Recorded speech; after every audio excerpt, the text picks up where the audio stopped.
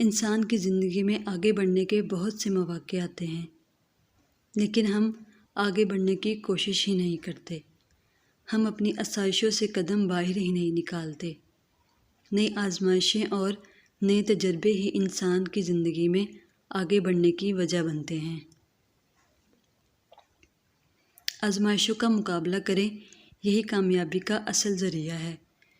جب لوگ یہ کہہ دیں کہ آپ یہ نہیں کر سکتے، اس وقت ضروری ہو جاتا ہے کہ آپ کر کے دکھائیں اور لوگوں کو ثابت کر دیں کہ آپ اپنی زندگی میں بہت کچھ کر سکتے ہیں، آزمائشوں میں جیت سکتے ہیں، مشکل حالات سے لڑ سکتے ہیں اور زندگی میں کامیاب ہو سکتے ہیں۔ ورنہ ہاتھ پہ ہاتھ رکھ کے تو کوئی بھی زندگی گزار لیتا ہے۔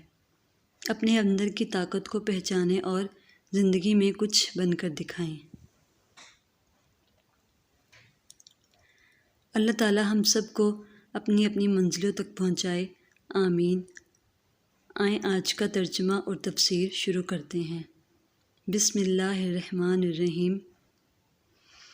پھر سیکھ لیے آدم نے اپنے رب سے چند کلمات، تو اللہ نے اس کی توبہ قبول کر لی۔ یقیناً وہی تو ہے توبہ کا بہت قبول کرنے والا، بہت رحم کرنے والا۔ اس کی وضاحت سورۃ اعراف میں ہے۔ جب حضرت آدم علیہ السلام نے اللہ تعالیٰ کا حکم عتاب امیز سنا اور جنت سے باہر آ گئے تو سخت پشیمانی اور ندامت ہوئی کہ میں نے یہ کیا کیا، مجھ سے کیسی خطا سرزد ہو گئی کہ میں نے اللہ کے حکم کی خلاف ورزی کر ڈالی۔ وہ نہیں جانتے تھے کہ وہ کن الفاظ میں اللہ سے معافی چاہیں۔ اللہ کی رحمت یہ ہوئی کہ اس نے الفاظ انہیں خود تلقین فرما دیے۔ یہ اللہ کی شان رحیمی ہے۔ توبہ کی اصل حقیقت انسان کے اندر گناہ پر ندامت کا پیدا ہو جانا ہے۔ اقبال نے جو اشعار کہے، ان میں سے ایک شعر کو سن کر اس وقت کے اساتذہ بھی بھڑک اٹھے تھے۔ موتی سمجھ کر شان کریمی نے چن لیے قطرے جو تھے میرے عرق انفال کے، یعنی شرمندگی کے باعث میری پیشانی پر پسینے کے جو قطرے نمودار ہو گئے، میرے پروردگار کو وہ اتنے عزیز ہوئے کہ اس نے انہیں موتیوں کی طرح چن لیا۔ حضرت آدم اور حوا علیہ السلام کو جب اپنی غلطی پر ندامت ہوئی تو وہ گریہ زاری میں مصروف ہو گئے۔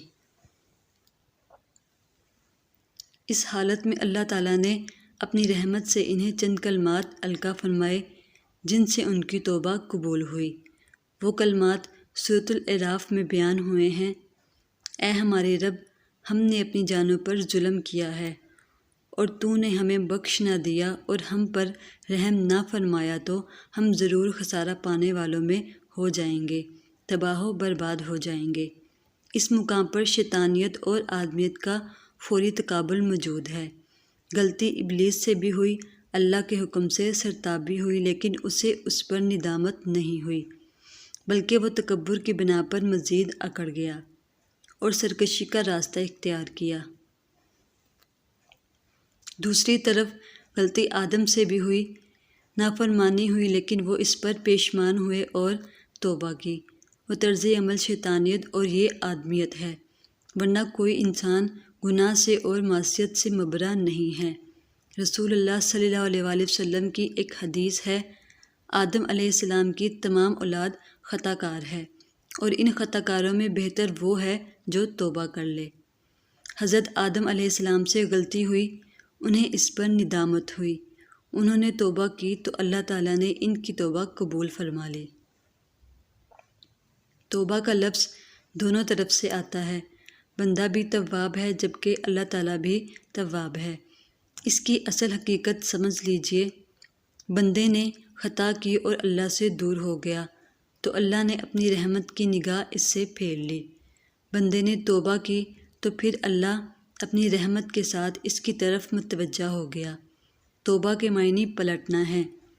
بندہ معصیت سے توبہ کر کے اپنی اصلاح کی طرف، بندگی کی طرف، اطاعت کی طرف پلٹ آیا، اور اللہ نے جو اپنی نظر رحمت بندے سے پھیر لی تھی پھر اپنی شان غفاری اور رحیمی کے ساتھ بندے کی طرف توجہ فرما لے۔ اس کے لیے حدیث میں الفاظ آتے ہیں، اور اگر وہ میرا بندہ بالش بھر میری طرف آتا ہے تو میں ہاتھ بھر اس کی طرف آتا ہوں، اور اگر وہ ہاتھ بھر میری طرف آتا ہے تو میں 2 ہاتھ اس کی طرف آتا ہوں، اور اگر وہ چل کر میری طرف آتا ہے تو میں دوڑ کر اس کی طرف آتا ہوں۔ ہم تو مائل با کرم ہیں، کوئی سائل ہی نہیں، راہ دکھلائیں کسے راہ رو منزل ہی نہیں۔ اللہ کی شان بہت بلند ہے، انسان توبہ کرتا ہے تو اس کی طرف توبہ کرتا ہے، جبکہ اللہ کی شان یہ ہے کہ وہ بندے پر توبہ کرتا ہے۔ آخر میں دعا ہے کہ اللہ پاک ہم سب کے لیے آسانیاں عطا فرمائے اور ہم سب کو ایک دوسرے کے کام آنے والا بنائے۔ آمین۔